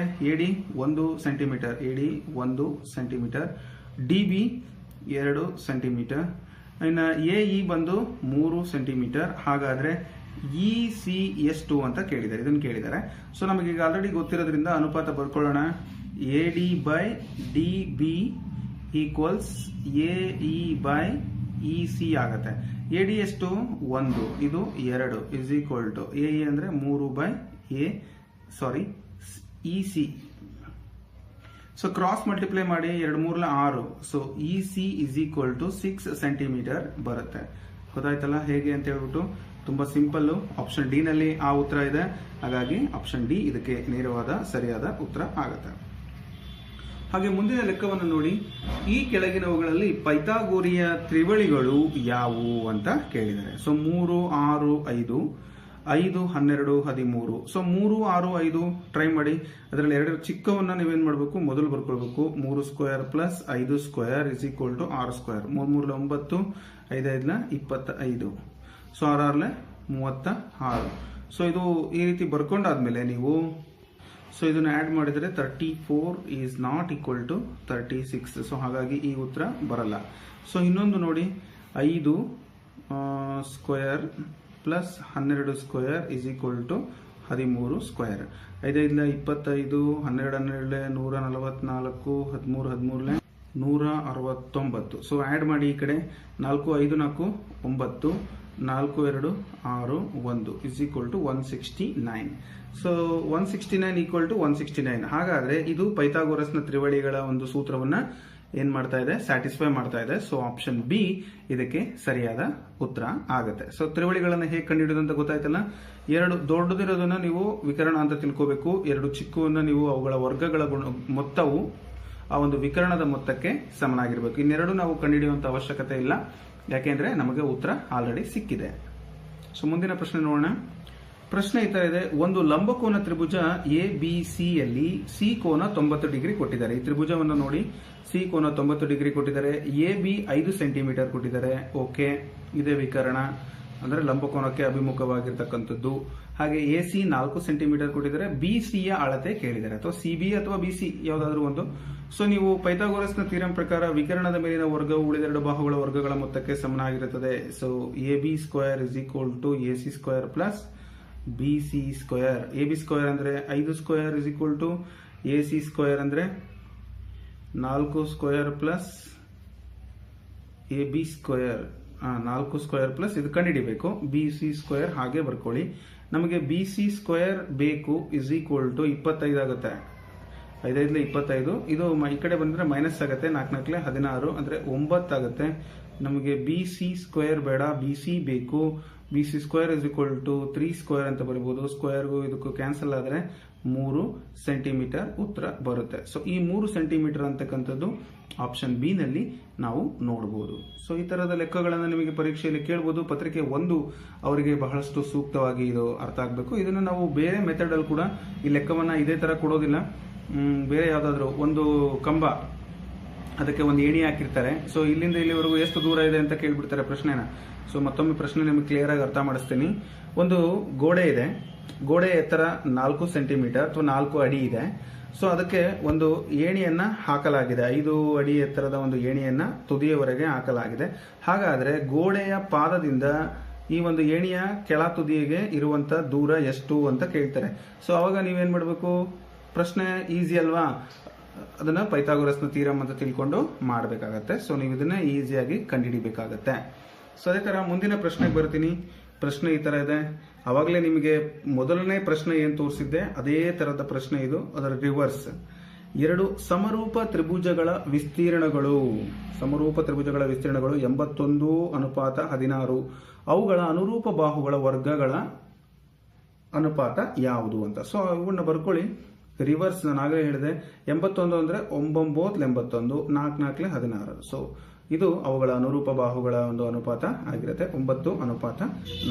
ಹಾಗಾಗಿ ಆಯ್ಕೆ 3 ಇದಕ್ಕೆ ಸರಿಯಾದ ಉತ್ತರ. ಗೊತ್ತಾಯ್ತಲ್ಲ, ಮೊದಲನೇ ಪ್ರಶ್ನೆ ಏನಿತ್ತು ಅದರ ಇನ್ನೊಂದ್ಸರಿ ನಿಮ್ಗೆ ನೋಡಿಬೇಕಾದ್ರೆ ಅಲ್ಲಿದ್ದಂತಹ ಪ್ರಶ್ನೆ ಇದು ರಿವರ್ಸ್ ಕ್ವಶನ್ ಆಗಿದೆ.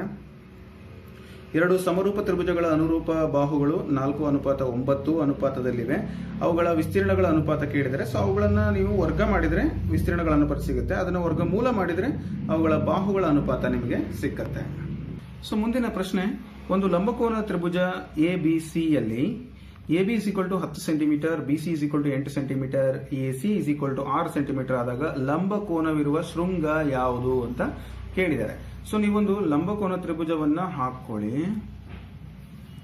ಓಕೆನಾ. ಈ ತರ ಮೈನ್ ನಿಮಗೆ ಬೇಕಾಗಿರ್ತಕ್ಕಂಥದ್ದು ಎ ಬಿ ಸಿ ತ್ರಿಭುಜ. ಎ ಬಿ 10 ಸೆಂಟಿಮೀಟರ್, 10 8 6 ಅಂತ ಇದೆ. ಸೊ ಇದು ದೊಡ್ಡದು 10 ಸೆಂಟಿಮೀಟರ್, ಅದೇ ವಿಕರಣ ಅಂತ ಕರಿತೀವಿ. ಅದೇನಾಗಿರುತ್ತೆ, ಎ ಬಿ ಆಗಿರುತ್ತೆ. ಉಳಿದಿದ್ದು ಸಿ ಇಲ್ಲಿ ಬರುತ್ತೆ ನೋಡಿ. ಬಿ ಸಿ ಎಷ್ಟಿದೆ, 8 ಸೆಂಟಿಮೀಟರ್ ಇದೆ, ಇನ್ನೊಂದು 6 ಸೆಂಟಿಮೀಟರ್ ಇದೆ. ಅಲ್ಲಿ ಏನ್ ಕೇಳಿದಾರೆ ಅವರು, ನಾನು ಈ ತ್ರಿಭುಜ ರಚನೆ ಮಾಡಿಬಿಟ್ಟಿದ್ದೀನಿ. ಸೊ ನೀವೇನ್ ಅದು ಕಚ್ಚಾ ಚಿತ್ರ ಹಾಕೊಳ್ಳಿ, ಸ್ಕೇಲ್ ಇಟ್ಕೊಂಡು ಹಾಕ್ಲೇಬೇಕು ಅಂತ ಏನಿಲ್ಲ. ಅವ್ರೇನ್ ಕೇಳಿದರೆ ಲಂಬಕೋನವಿರುವ ಶೃಂಗ ಯಾವುದು. ಎ ಮತ್ತು ಬಿ ಆಗ್ಲಿಕ್ಕೆ ಸಾಧ್ಯನೇ ಇಲ್ಲ, ಯಾಕೆ ಅಂದ್ರೆ ಅದು ವಿಕರಣ ಆಗುತ್ತೆ. ವಿಕರಣದ ಬಾಹು ಲಂಬಕೋನ ತ್ರಿಭುಜಕ್ಕೆ ಅಭಿಮುಖವಾಗಿರೋದ್ರಿಂದ ಈ ಬಾಹು 90 ಡಿಗ್ರಿ ಇರುತ್ತೆ. ಅಂದ್ರೆ ಅರ್ಥ ಸಿ, ಗೊತ್ತಾಯ್ತಲ್ಲ. ಲಂಬಕೋನ ತ್ರಿಭುಜದಲ್ಲಿ ABC ತ್ರಿಭುಜದಲ್ಲಿ ನಾವು ಲಂಬಕೋನ ಶೃಂಗ ಯಾವುದು C ಅಂತ ಹೇಳಿ ಹೇಳ್ಬೋದು. ಗೊತ್ತಾಯ್ತಲ್ಲ ಹೇಗೆ ಅಂತ ಹೇಳ್ಬಿಟ್ಟು. ಸೊ ನೆಕ್ಸ್ಟ್ ಮುಂದಿನ ಪ್ರಶ್ನೆ, ಚಿತ್ರದಲ್ಲಿ ಅನುರೂಪ ಕೋನಗಳು ಯಾವ್ಯಾವು ಅಂತ ಕೇಳಿದ್ದಾರೆ. AC ನೋಡೋಣ.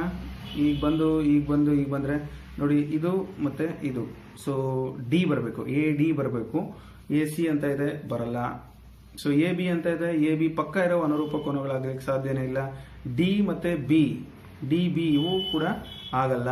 ಇನ್ನು ಉಳಿದಂತೆ AD ಆಗ್ಲೇ ಹೇಳಿದೆ ನಾನು, ನೋಡಿ ಇದು Z ಶೇಪ್ ಬರುತ್ತೆ. AB ಪ್ಯಾರಲಲ್ ಟು CD ಆದಾಗ ಈ ಲೈನ್ ಏನಾಗುತ್ತೆ, ಸೊ ಇವೆರಡು ಕೋನಗಳನ್ನ ಒಂದೇ ಮಾಡುತ್ತೆ. ಸೊ ಅನುರೂಪ ಕೋನಗಳು ಅಂತ ಹೇಳಿ ಕರಿತೀವಿ. ಸೊ A ಮತ್ತು D ಇದಕ್ಕೆ ಸರಿಯಾದ ಉತ್ತರ. ಹಾಗೆ ಮುಂದಿನ ಪ್ರಶ್ನೆಗಳು ಮೇಲ್ಮೈ ವಿಸ್ತೀರ್ಣ ಮತ್ತು ಘನಫಲಗಳು ಪಾಠದಿಂದ ಬರ್ತಾ ಇದೆ. ಸೊ ಏನೇನು ಕೇಳ್ಬೋದು ಇದರಲ್ಲಿ ಒಂದು ಅಂಕಕ್ಕೆ ಅಥವಾ ನಿಮಗೆ ಮಲ್ಟಿಪಲ್ ಚಾಯ್ಸ್ಗೆ. ಮಲ್ಟಿಪಲ್ ಚಾಯ್ಸ್ ಅನ್ನು ಕೊಟ್ಟು ನಿಮ್ಗೆ ಕನ್ಫ್ಯೂಸ್ ಮಾಡೋದಿಲ್ಲ, ನಾನು ನೇರವಾಗಿ ಉತ್ತರಗಳನ್ನ ಹೇಳ್ತಾ ಹೋಗ್ತೀನಿ. ಮೇಲ್ಮೈ ವಿಸ್ತೀರ್ಣ ಮತ್ತು ಘನಫಲಗಳಲ್ಲಿ ಸೂತ್ರಗಳನ್ನ ಸಾಕಷ್ಟು ಕೇಳ್ತಾರೆ. ಆ ಸೂತ್ರಗಳು ಗೊತ್ತಿದ್ರೆ ನೀವು ಲೆಕ್ಕವನ್ನ ಬಿಡಿಸಬಹುದು, ಅಥವಾ ಇಲ್ಲಿರ್ತಕ್ಕಂಥದ್ದು ಸೂತ್ರಗಳಲ್ಲಿ ಇರ್ತಕ್ಕಂಥ ಕೆಲವೊಂದು ಅಂಶಗಳನ್ನು ಕೊಟ್ಟು ಲೆಕ್ಕವನ್ನು ಕೂಡ ಕೇಳಬಹುದು. ಸೊ ನಾವು ಆದಾಗ್ಯೂ ಸೂತ್ರಗಳನ್ನ ಒಂದ್ಸರಿ ಪುನರ್ಮನನ ಮಾಡ್ಕೊಳ್ಳೋಣ. ಸಿಲಿಂಡರ್ನ ಪೂರ್ಣ ಮೇಲ್ಮೈ ವಿಸ್ತೀರ್ಣವನ್ನು ಕಂಡುಹಿಡಿಯುವ ಸೂತ್ರ. ಸಿಲಿಂಡರ್ನ ಪೂರ್ಣ ಮೇಲ್ಮೈ ವಿಸ್ತೀರ್ಣ ನೋಡಿ, A is equal to 2πr h plus r ಅಂತ ಹೇಳಿ. ಇದು A is equal to 2πr into h plus r. So ಇದು ಸಿಲಿಂಡರ್ನ ಪೂರ್ಣ ಮೇಲ್ಮೈ ವಿಸ್ತೀರ್ಣ. ಶಂಕುವಿನ ಘನಫಲ volume is equal to V is equal to 1/3 pi r square h. ಶಂಕುವಿನ ಘನಫಲ pi r square h. ಇನ್ನ ಭಿನ್ನಕದ ಮೇಲ್ಮೈ ವಿಸ್ತೀರ್ಣ ಸಾಕಷ್ಟು ಕಳೆದ GPSTR ಅಲ್ಲಿ ಪ್ರಶ್ನೆ ಇತ್ತು. A is equal to pi into r1 plus r2 into L. ನೋಡಿ, A is equal to pi into r1 plus r2 into L. pi rl ಅಂತ ಇದೆಯಲ್ಲ, r ಬದಲಿಗೆ ಇಲ್ಲಿ r1 plus r2 ಅಂತ ಆಗುತ್ತೆ. ಓಕೆನಾ. ಇನ್ನ ಭಿನ್ನಕದ ಪೂರ್ಣ ಮೇಲ್ಮೈ, ಇದ್ರ ಜೊತೆಗೆ ಬೇಸ್ ಎರಡೂ ಇರ್ತವೆ, ಮೇಲೆ ಮತ್ತೆ ಕೆಳಗೆ. ಸಿಲಿಂಡರ್ನ ಅದನ್ನ ನೀವು ಕಂಡುಹಿಡಿಯಬೇಕಾದ್ರೆ pi r square plus pi r1 square plus pi r2 square ಆಗಿರುತ್ತೆ. ಸೊ ಇವೆರಡನ್ನು ಅದಕ್ಕೆ ಆಡ್ ಮಾಡಬೇಕು. ಇದು ಭಿನ್ನಕದ ಪೂರ್ಣ ಮೇಲ್ಮೈ ವಿಸ್ತೀರ್ಣ. ಓಕೆನಾ. ಸೊ ಮುಂದಿನ ಪ್ರಶ್ನೆ, ಶಂಕುವಿನ ಭಿನ್ನಕದ ಘನಫಲ ಕೇಳಿದ್ರೆ ಸೊ ಈ ತರ ಕೇಳ್ತಾರೆ. ಸೊ ಶಂಕುವಿನ ಘನಫಲ V is equal to 1/3 pi h into r1 square plus r2 square plus r1 into r2. ನೋಡಿ, ಇದು ಶಂಕುವಿನ ಭಿನ್ನಕದ ಘನಫಲ. ಹಾಗೆ ಆಯತ ಘನದ ಪೂರ್ಣ ಮೇಲ್ಮೈ ವಿಸ್ತೀರ್ಣ ಕೇಳಿದ್ರೆ A is equal to 2 into LB plus BH plus HL. ಇದು ನಿಮಗೆ ಎಲ್ಲರೂ ಗೊತ್ತಿದೆ ಇದು. ಸೊ L ಅಂದ್ರೆ ಲೆಂತ್, B ಅಂದ್ರೆ ಬ್ರೆಡ್ತ್, H ಅಂದ್ರೆ ಹೈಟ್. ಸೊ ಇದು ಆಯತದ ಪೂರ್ಣ ಮೇಲ್ಮೈ ವಿಸ್ತೀರ್ಣ. ಇನ್ನು ಶಂಕುವಿನ ಪೂರ್ಣ ಮೇಲ್ಮೈ ವಿಸ್ತೀರ್ಣ A is equal to pi r into L plus r ಅಂತ ಹೇಳಿ. ಇದು ಶಂಕುವಿನ ಪೂರ್ಣ ಮೇಲ್ಮೈ ವಿಸ್ತೀರ್ಣ. ಹಾಗೆ ಆಯತ ಘನದ ಪಾರ್ಶ್ವ ಮೇಲ್ಮೈ ವಿಸ್ತೀರ್ಣ ನಿಮ್ಮನ್ನೇನಾದರೂ ಕೇಳಿದ್ರೆ ಇವನ್ನೆಲ್ಲ ಬರೆದಿಟ್ಕೊಳ್ಳಿ, ಯಾವುದೇ ಸಂದರ್ಭದಲ್ಲಿ ನಿಮಗೆ ಇವು ಹೆಲ್ಪ್ ಆಗ್ತವೆ. A is equal to 2h into L plus B ಆಗುತ್ತೆ. ಇದು ಆಯತ ಘನದ ಪಾರ್ಶ್ವ ಮೇಲ್ಮೈ ವಿಸ್ತೀರ್ಣ. ಓಕೆನಾ. ಸೊ ಇದಿಷ್ಟು ಒಂದು ವಿಸ್ತೀರ್ಣ, ಮೇಲ್ಮೈ ವಿಸ್ತೀರ್ಣ ಮತ್ತು ಘನಫಲಗಳು ಪಾಠದ ಮೇಲೆ ಬಂದಿರತಕ್ಕಂಥ ಪ್ರಶ್ನೆಗಳು. ಹಾಗೆ ನಿರ್ದೇಶಾಂಕ ರೇಖಾಗಣಿತಕ್ಕೆ ಸಂಬಂಧಪಟ್ಟಂತೆ ಯಾವೆಲ್ಲ ಪ್ರಶ್ನೆಗಳು ಬರಬಹುದು ನೋಡೋಣ. ಮೂಲ ಬಿಂದು ಮತ್ತು P ಬಿಂದು x, y ಗಳ ನಡುವಿನ ದೂರವನ್ನ ಕಂಡುಹಿಡಿಯುವ ಸೂತ್ರವನ್ನ ಬರೆಯಿರಿ ಅಂತ ಕೇಳಿದ್ರೆ D is equal to ಮೂಲ ಬಿಂದು 0,0 ಆಗಿರುತ್ತೆ. ಸೊ ಅದನ್ನ x2 minus x1 whole square plus y2 minus y1 whole square, ಅಲ್ಲಿ 0 0 ಇರೋದ್ರಿಂದ ಬರೀ x square plus y square ಆಗುತ್ತೆ. ಇದನ್ನ ನೆನ್ಪಿಟ್ಕೊಳ್ಬೇಕು ನೀವು. ಮೂಲದಿಂದ ಒಂದು ಬಿಂದುವಿಗೆ ನಾವು ಏನ್ ಮಾಡ್ತಾ ಇದೀವಿ, ನಡುವಿನ ದೂರವನ್ನು ಕಂಡುಹಿಡಿಯಲಿಕ್ಕೆ D is equal to root of x square plus y square. ಇದ್ರ ಮೇಲೆ ಲೆಕ್ಕ ಬರ್ತವೆ. ಮೂಲ ಬಿಂದುವಿನ ನಿರ್ದೇಶಾಂಕಗಳು ಯಾವ್ಯಾವು ಅಂತ ಕೇಳಿದ್ರೆ 0, 0, 0, 0. Okay, x Axis 0, y Axis 0 ಮಧ್ಯದಲ್ಲಿ ಇರುತ್ತೆ. ಇನ್ನು ಮೂಲ ಬಿಂದು ಮತ್ತು P ಕೊಟ್ಟಿದ್ದಾರೆ 4, -3 ಇವುಗಳ ನಡುವಿನ ದೂರವನ್ನ ಕಂಡುಹಿಡಿಯಿರಿ ಅಂತ ಆಪ್ಷನ್ಸ್ ಕೊಟ್ಟಿದ್ದಾರೆ. ಸೊ ಆಪ್ಷನ್ಸ್ ಏನಾದರೂ ಇರಲಿ, ಮೂಲ ಬಿಂದುವಿನಿಂದ ಕಂಡುಹಿಡಿಯುವಂತಹ ದೂರ ನಮಗೆ ಗೊತ್ತಿದೆ, root of x square plus y square. ಹೌದಲ್ಲ, ರೂಟ್ ಆಫ್ x ಸ್ಕ್ವೇರ್ ಅಂದ್ರೆ ಇದು x, ಇದು y. 4 square minus plus 3 square. ಓಕೆನಾ. ಇದು 4 16, 3 9, ಮೈನಸ್ ಇಂಟು ಮೈನಸ್ ಪ್ಲಸ್ ಆಗುತ್ತೆ. ರೂಟ್ 25 ಅಂದ್ರೆ 5 ಉತ್ತರ ಬರುತ್ತೆ. ಆಪ್ಷನ್ ಡಿ ನಲ್ಲಿ ಆ ಉತ್ತರ ಇದೆ. ಸೊ ಈಸಿ ನೋಡಿ, ಎಷ್ಟು ಈಸಿ. ಸೂತ್ರ ಗೊತ್ತಿದ್ರೆ ಆರಾಮಾಗೆ ಮಾಡಬಹುದು. ಸೊ ಮುಂದಿನ ಲೆಕ್ಕ, ಎರಡು ಬಿಂದುಗಳ ನಡುವೆ, ಮೂಲ ಬಿಂದು ಇಲ್ಲ, ಎರಡು ಬಿಂದುಗಳ ನಡುವಿನ ದೂರವನ್ನು ಕಂಡುಹಿಡಿಯುವ ಸೂತ್ರ ಕೇಳಿದರೆ D is equal to root of x2 minus x1 whole square plus y2 minus y1 whole square. ಇದನ್ನು ಕೂಡ ನೆನಪಿಟ್ಕೊಳ್ಳಿ, ತುಂಬಾ ಇಂಪಾರ್ಟೆಂಟ್ ಸೂತ್ರ ಇದು. ಬಹಳ ಇಂಪಾರ್ಟೆಂಟ್. ಈಗ ಅದರ ಮೇಲೆ ಈಗ ಲೆಕ್ಕ ಬಂದಿದೆ 2,3 ಮತ್ತು 6,-8 ಇವುಗಳ ನಡುವಿನ ದೂರವನ್ನು ಕಂಡುಹಿಡಿಯಿರಿ. ಈ ಸೂತ್ರ ಹಾಕಬೇಕು. ಇದು x1 y1 ಮತ್ತಿಲ್ಲಿ x2 y2 ಹೌದಲ್ಲ. ಇದ್ರ ಮೇಲೆ ನೀವು ದೂರವನ್ನು ಕಂಡುಹಿಡಿಯಬೇಕಾದ್ರೆ d √ ನಾನು ಮತ್ತೊಮ್ಮೆ ಫಾರ್ಮುಲಾ ಬರೆಯಿಲ್ಲ, ಇಲ್ಲೇ ಇದೆ. x2 - x1 ಅಂದ್ರೆ 6 - 2 whole square plus -8 - 3 whole square ಅಂದ್ರೆ y2 - y1 ಹೋಲ್ ಸ್ಕ್ವೇರ್. ಈಗ ಇದನ್ನ ಬಿಡಿಸಿದ್ರೆ ನೀವು 6ರಲ್ಲಿ 2 ಹೋದ್ರೆ ಎಷ್ಟು 4 ಸ್ಕ್ವೇರ್ ಪ್ಲಸ್ ಮೈನಸ್ ಇದೆ ಕೂಡಬೇಕು 8 3 11 -11 ಸ್ಕ್ವೇರ್. ಸೊ ಇದನ್ನ ನೀವು ಬರೆದ್ರೆ 4 4 16 11 11 121. ಸೊ ಅಲ್ಲಿಗೆ 6 1 7 2 1 3 1 137 ರೂಟ್ ಆಫ್ 137 ಆಗುತ್ತೆ. ಅದೆಷ್ಟರ ಬರಲಿ ಅದೇ ಉತ್ತರ ಆಗಿರುತ್ತೆ. ಇದರ ದೂರ √137 ಆಗುತ್ತೆ. ಓಕೆನಾ. ಸೊ ನೆಕ್ಸ್ಟ್ ಅದೇ ತರ ಇನ್ನೊಂದು ಲೆಕ್ಕ ಕೊಟ್ಟಿದ್ದಾರೆ, ಇದನ್ನು ನೀವು ಮಾಡಿ. ಪ್ರಶ್ನೆ ಸಂಖ್ಯೆ 21 ನೀವು ಮಾಡಿ ನನಗೆ ಉತ್ತರವನ್ನು ಹೇಳಬೇಕು. ಯಾಕಂದ್ರೆ ಎಲ್ಲ ನಾನೇ ಮಾಡ್ಲಿಕ್ಕಾಗಲ್ಲ. ಇದಕ್ಕೆ ಎಷ್ಟು ಬರುತ್ತೆ, ಇವುಗಳ ಈ ಒಂದು ಬಿಂದು ಇದನ್ನ P ಅಂದುಕೊಳ್ಳಿ, ಇದನ್ನ Q ಅಂದ್ಕೊಳ್ಳಿ. PQ ಏನು ಅಂತ, PQ ಇರುವ ಡಿಸ್ಟೆನ್ಸ್ ಏನು ಅಂತ ನನಗೆ ಕಂಡುಹಿಡಿದು ಉತ್ತರವನ್ನು ಕಮೆಂಟ್ ಮಾಡ್ಬೇಕು. ನೀವು ಮಾಡ್ತಿರಲ್ವಾ, ತುಂಬಾ ಈಸಿ ಇದೆ, ಮಾಡಿ. ಸೊ ಇನ್ನೊಂದು ಬಹುಪದೋಕ್ತಿಗಳಿಂದ ಒಂದು ಪ್ರಶ್ನೆಗಳು ಇನ್ಯಾವೆಲ್ಲ ಬರ್ಬೋದು, ಕಳೆದ ವಿಡಿಯೋ ಕ್ಲಾಸ್ನಲ್ಲಿ ಆಲ್ರೆಡಿ ಹೇಳಿದ್ದೆ, ಬಟ್ ಆದಾಗ್ಯೂ ಇನ್ನೊಮ್ಮೆ ಪುನರ್ಮನನ ಮಾಡ್ಲಿಕ್ಕಂತ ಪ್ರಯತ್ನ ಮಾಡ್ತಾ ಇದ್ದೀನಿ. ಬಹುಪದೋಕ್ತಿಗಳಲ್ಲಿ ಇರುವಂತಹ ಪ್ರಮುಖ ಪ್ರಶ್ನೆಗಳು ಈ ರೀತಿ ಇದೆ. ಇದರಲ್ಲಿ ನಾನು ಒಂದು ಮಾಡ್ತೀನಿ, ಇನ್ನೊಂದು ನಿಮಗೆ ಹೋಮ್ವರ್ಕ್ ಕೊಡ್ತೀನಿ. P of x is equal to x³ minus 2x square plus 4x minus 4 ಅನ್ನು g of x is equal to x minus 2 ನಿಂದ ಭಾಗಿಸಿದಾಗ ಶೇಷ ಡ್ಯಾಶ್ ಆಗಿರುತ್ತದೆ. ಸೊ ಶೇಷ ಏನಾಗಿರುತ್ತೆ ನೋಡೋಣ. ಬಾಕ್ಸೋದೇನ್ ಬೇಡ, ಈ ಒಂದು ಸೂತ್ರ ನಿಮಗೆ ಗೊತ್ತಿದೆ, ಶೇಷ ಪ್ರಮೇಯ. x minus 2 is equal to 0, x is equal to 2 ಆಗುತ್ತೆ. ಸೊ ಈ ಒಂದು x2 ಅಂತ ಹೇಳಿ ಇದನ್ನ ಹಾಕೋದು. So P of 2 is equal to x³ ಅಂದ್ರೆ 2³ minus 2 into 2 square plus 4 into 2 minus 4. ಈಗ 2 4 4 8 ಮೈನಸ್ 2 4 4 8 ನೋಡಿ, 2 2s 4 4 2s 8 2 4s 8 plus 8 minus 4. ಇಲ್ಲಿ ಏನಾಗುತ್ತೆ -8 ಪ್ಲಸ್ 8 ಕ್ಯಾನ್ಸಲ್ ಆಗುತ್ತೆ. 8ರಲ್ಲಿ 4 ಹೋದ್ರೆ 4 ಉತ್ತರ ಬರುತ್ತೆ. ಶೇಷ 4. ಇದನ್ನ ಶೇಷ ಪ್ರಮೇಯ ಅಂತೇಳಿ ನಾವು ಕರಿತೀವಿ, ಅಥವಾ ನೀವು ಬಾಗಿಸಬಹುದು. ಇದನ್ನ ಬಾಗಿಸಿದ್ರು ಕೂಡ ಅಷ್ಟೇ ಬರುತ್ತೆ. ಬಟ್ ನೀವು ಎಕ್ಸಾಮ್ ನಲ್ಲಿ ನಿಮಗೆ ಸಮಯ ಕಡಿಮೆ ಇರುತ್ತಲ್ಲ, ಎಲ್ಲಿ ಬಾಗಿಸ್ಕೋತಾ ಕುತ್ಕೊಳ್ಳೋಕ್ಕಾಗೋದಿಲ್ಲ. ಹಾಗಾಗಿ ನೇರವಾಗಿ 4 ಉತ್ತರವನ್ನ ನೀವು ಆಯ್ಕೆ ಮಾಡಬಹುದು. ಇದೇ ತರ ನೀವೊಂದು ಮಾಡಿ.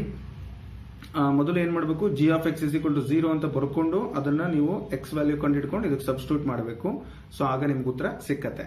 ಮುಂದಿನ ಲೆಕ್ಕ ನಿಮಗಾಗಿ ಬರುತ್ತೀಗ. ಸೊ ಪ್ರಶ್ನೆ ಸಂಖ್ಯೆ 23 ನೀವು ಮಾಡಬೇಕು. P of x is equal to x² plus 5x minus 3, g of x is equal to x plus 3 ಅಂತ ಇದೆ. So x plus 3 is equal to 0, x is equal to -3. So put the value of -3 in this equation P of x, you will get the answer. Okay, comment me which is the right answer. So next question, it is from the ವರ್ಗ ಸಮೀಕರಣಗಳು ಪಾಠದಿಂದ ಬಂದಿದೆ. ಇದನ್ನ ಬಿಡಿಸಿ ಅಂತ ಕೇಳ್ತಾರೆ, ಅಥವಾ solution. ಇದರ ಒಂದು ಮೂಲಗಳು ಯಾವ್ಯಾವು ಬಿಡಿಸಿ ಅನ್ಬೋದು, ಅಥವಾ ಮೂಲಗಳು ಅನ್ಬೋದು. ನಿಮ್ಗೇನಾದ್ರೂ ಕೇಳ್ಬೋದು, ಅಥವಾ x, y ಬೆಲೆಗಳು ಅಂತ ಕೇಳ್ಬೋದು. ಏನಾದ್ರೂ ಕೇಳಿದ್ರು ಕೂಡ ಉತ್ತರ. ಸೊ ಇವೆರಡು ಬೆಲೆಗಳು, x ನ ಬೆಲೆಗಳು ಅಂತ ಕೇಳ್ಬೋದು.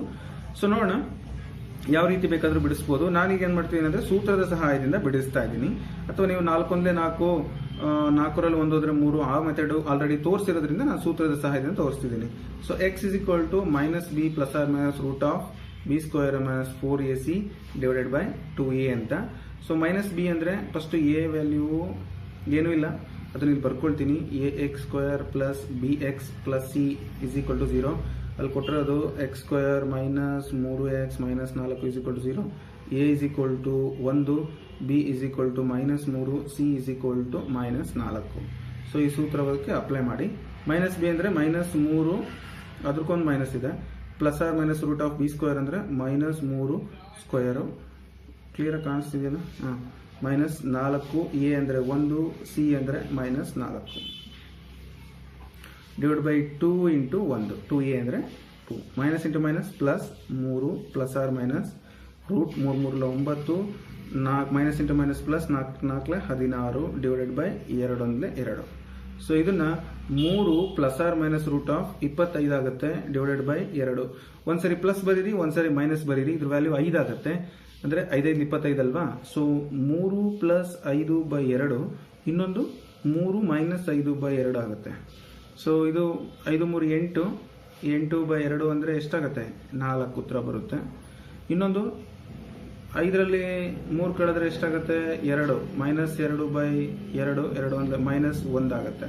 ಅಂದ್ರೆ 4 ಮೈನಸ್ 1 ಉತ್ತರ ಬಂತು. ಸೊ ಆ 4 ಮೈನಸ್ 1 ಅನ್ನೋದು ಆಪ್ಷನ್ ಏನಲ್ಲೇ ಇದೆ. ಹಾಗಾಗಿ ಆ ಒಂದು ಆಯ್ಕೆ ಸರಿಯಾದ ಉತ್ತರ ಆಗುತ್ತೆ. ಗೊತ್ತಾಯ್ತಲ್ಲ? ತುಂಬಾ ಸಿಂಪಲ್ ಮತ್ತೆ ಈಸಿ ಕೂಡ. ಹಾಗೆ ಈ ಲೆಕ್ಕವನ್ನು ನೀವು ಮಾಡಿ. ಸೊ ಬಿಡಿಸ್ತೀರಾ? x² - 3x = 10 ಇದೆ. ಆಪ್ಷನ್ಸ್ ಈ ತರ ಇದೆ. ಸೊ ಯಾವ ಆಪ್ಷನ್ ಸರಿಯಾದ ಉತ್ತರ ಬಿಡಿಸಿ ನನಗೆ x ವ್ಯಾಲ್ಯೂ ಅನ್ನು ಕಂಡುಹಿಡಿದು ನೀವು ನನಗೆ ಕಮೆಂಟ್ ಮುಖಾಂತರ ತಿಳಿಸಿ. ಮುಂದಿನ ವಿಡಿಯೋದಲ್ಲಿ